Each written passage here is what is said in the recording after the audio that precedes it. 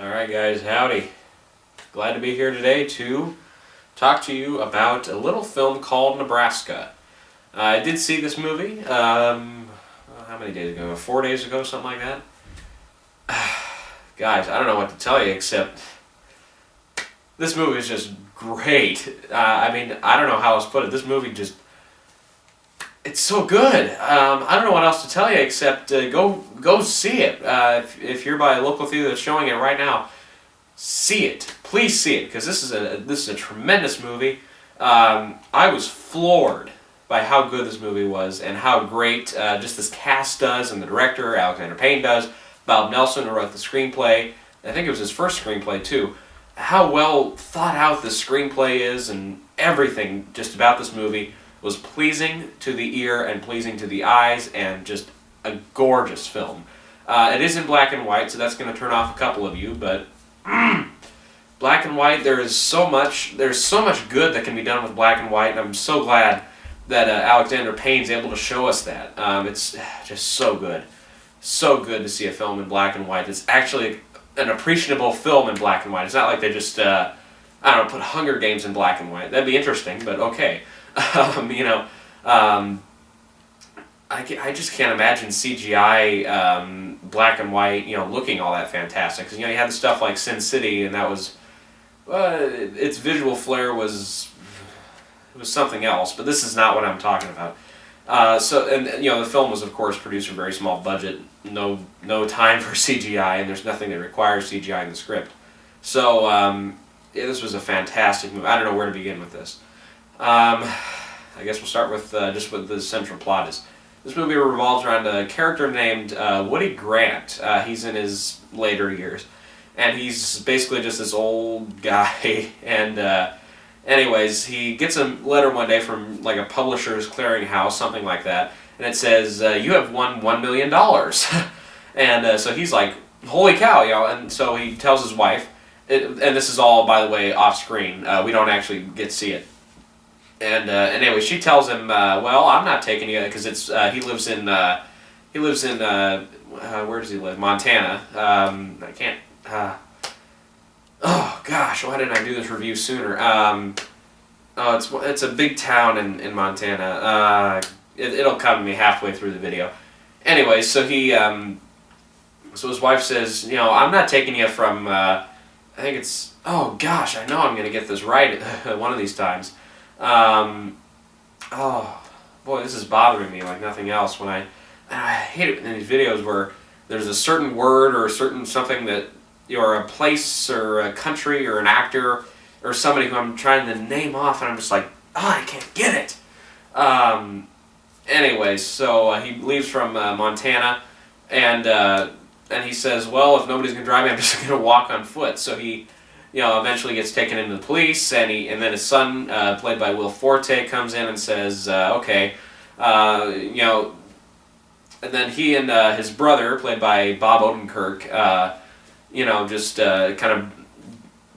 battle back and forth about whether or not, they should just put his father in a home, or whether they should go to Nebraska to begin with and try to see if this is real or not, and all that.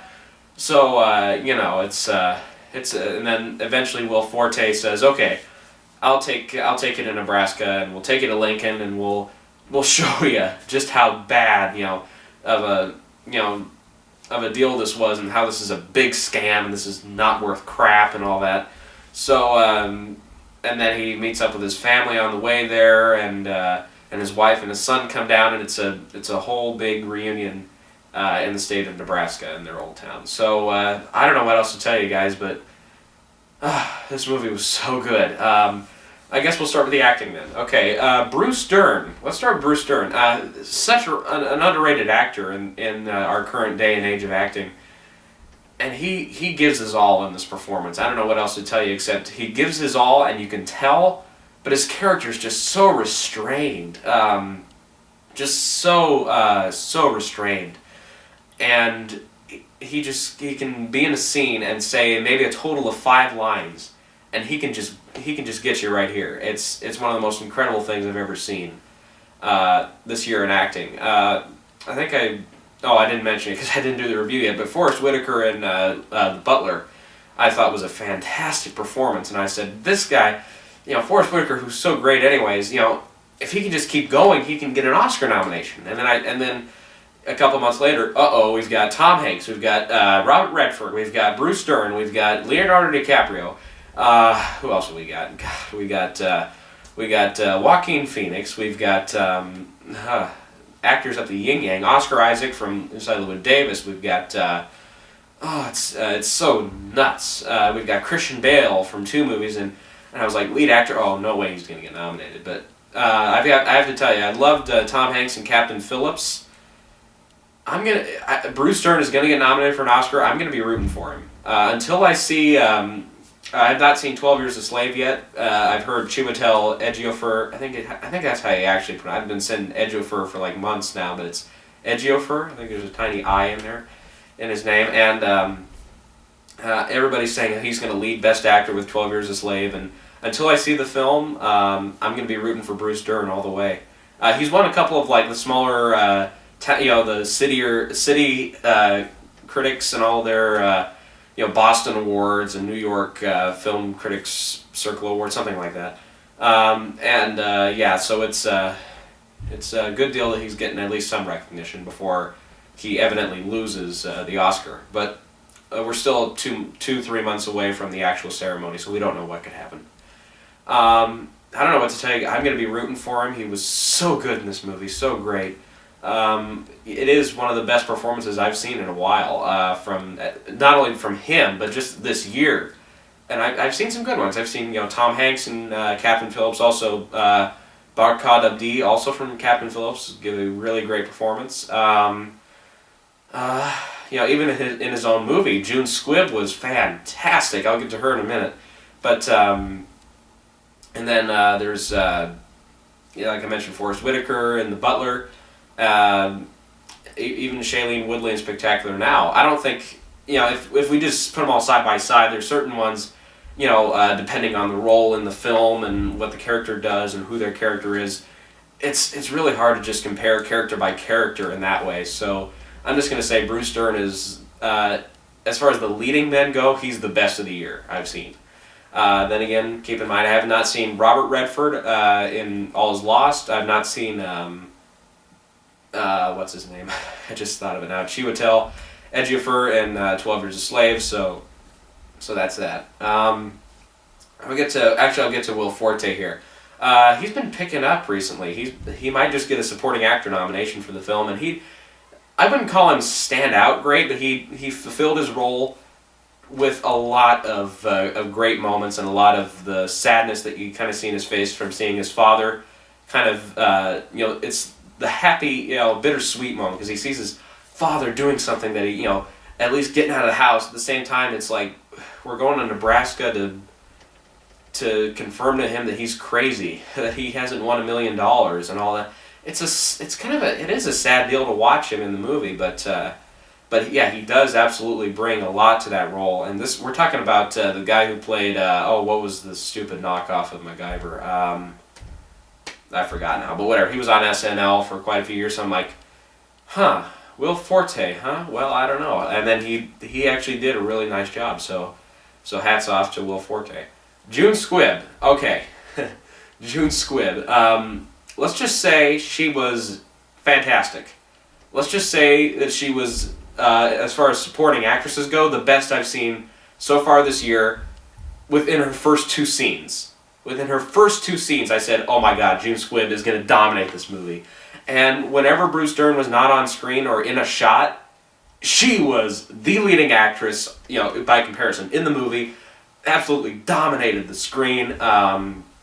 So much piss and fire and burning passion and all this and yelling and throwing out an F-bomb, I think just once. But, she is just so great in the film. I did go back and rewatch About Schmidt because I recognized, I was like, oh wait, wasn't she? And then yeah, she plays Jack Nicholson's wife in that movie, and she plays Bruce Dern's in this one. So yeah, it's great going back with Alexander Payne. I think he knows how to get a great performance out of her. Oh wow, oh wow, oh so good, so good. I'll mention one particular scene with her. There's a great scene, and also with Bruce Dern. I'll mention two. The first scene that she's in is right when Will Forte is bringing his dad back home after he's first picked up by the sheriff, because the sheriff's not going to let him walk to Lincoln, Nebraska from Montana. So yeah, and June Squibb's like, I didn't even know he wanted $1 million. She says a little expletive in there, but I'm not going to put it in. And then she's like, oh, she's just going off about him, just totally complaining about him, and just making him out to be the bad guy. And here Bruce Dern, walks into his house, just sits down on his couch, and just sits there, and he just listens to it in the background. He just takes it, and he just sits there, and it's so great. And then later on in the movie, when they get to Nebraska, she comes with. Well, she doesn't come with, but she comes down later on a bus, and there's one scene, of course, he's got family down there, and it's in the trailer, so I don't think this is a spoiler by any means, but I do not want to tell you anything that would ruin your experience here, because this is a great movie with a fantastic story. I just got to tell you, yeah, it's fantastic, and I'm not going to be the one to totally ruin it for you, so I won't mention anything that happens in the last part of the third act.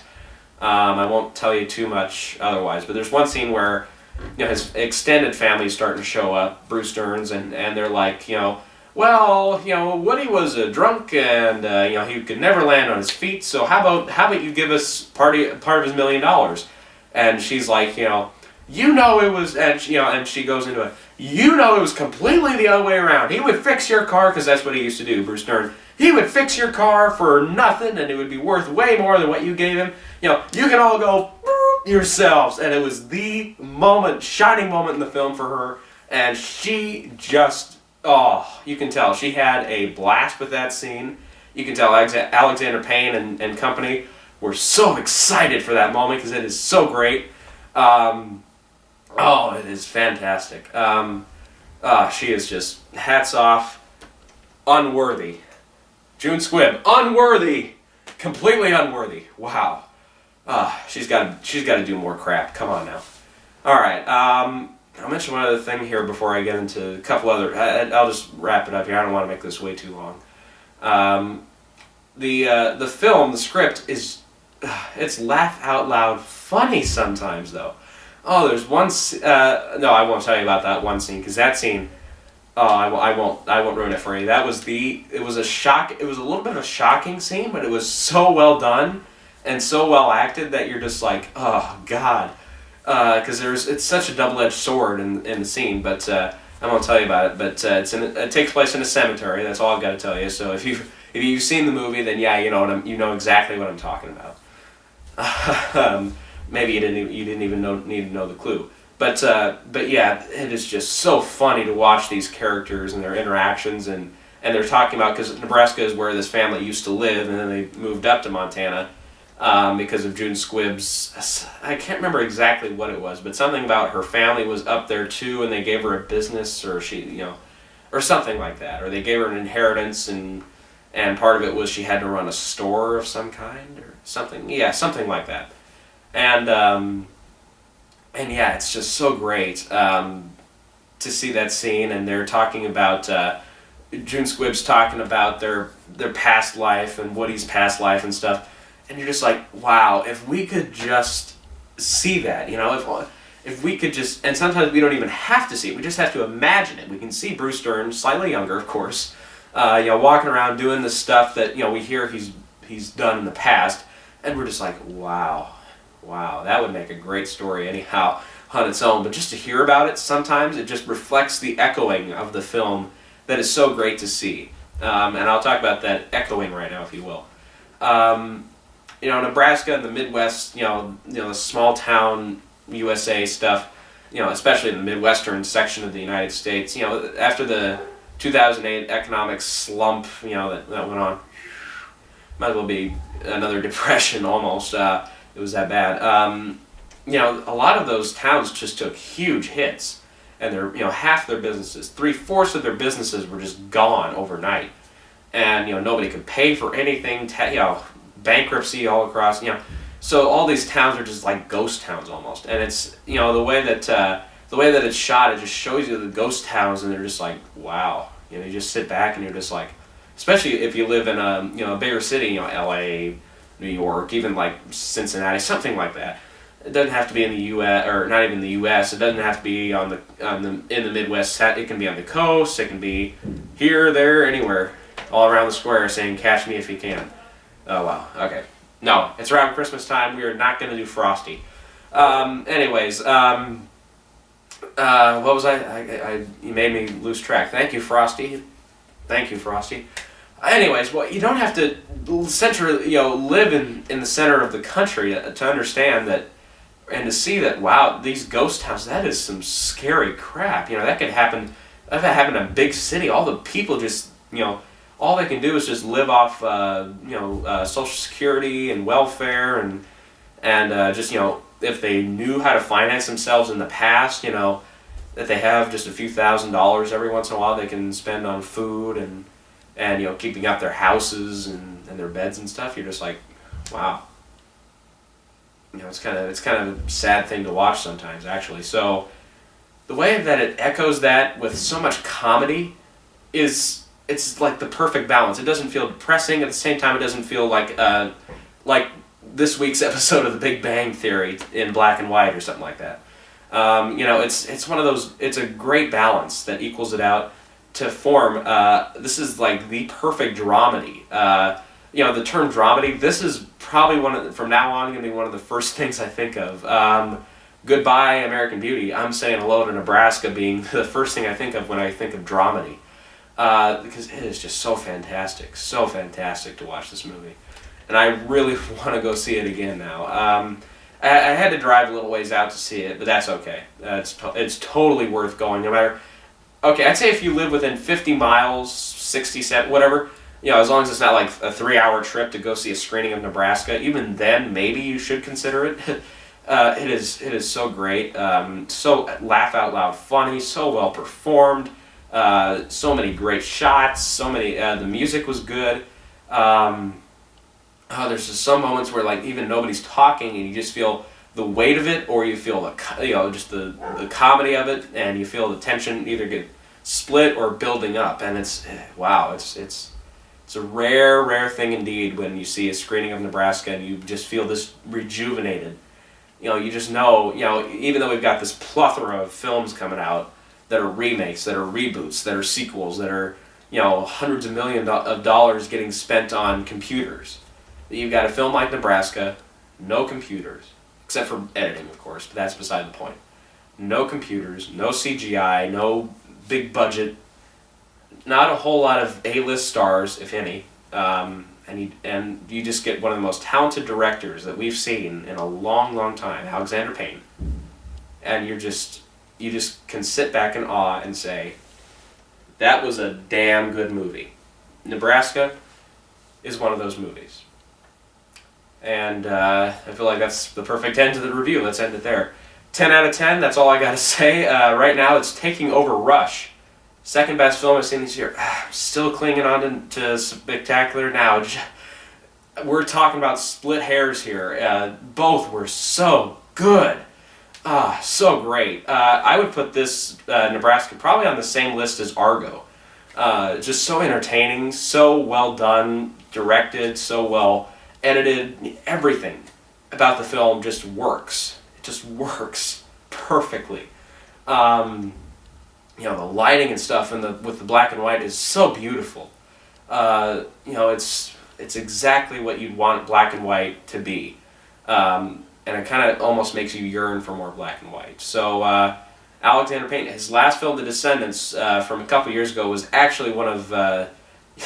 if you've seen my old channel, I put 2011, I put Midnight in Paris and stuff like that near the top of the list. They've got to move over, because Descendants is getting in the top 5 of that year, definitely. Alexander Payne, I have between all the films that were nominated, I would either give Best Picture and Directed Alexander Payne for Descendants or Woody Allen for Midnight in Paris, but it's a close call, I think, between those two in that year. This year, Alexander Payne, I hope he gets nominated, because he really did a fantastic job with the film. I don't think there's any doubt anymore. This film has bumped up big time in the Best Picture list.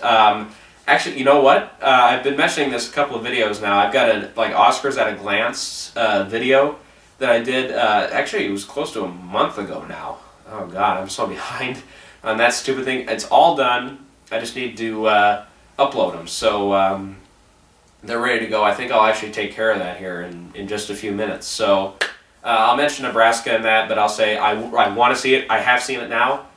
Oh, I am unworthy of so many great things that happen in the film. Probably everything in the film. So all hail Alexander Payne. All hail Nebraska. All hail Bruce Dern. All hail June Squibb. All hail Bob Nelson. All hail Nebraska.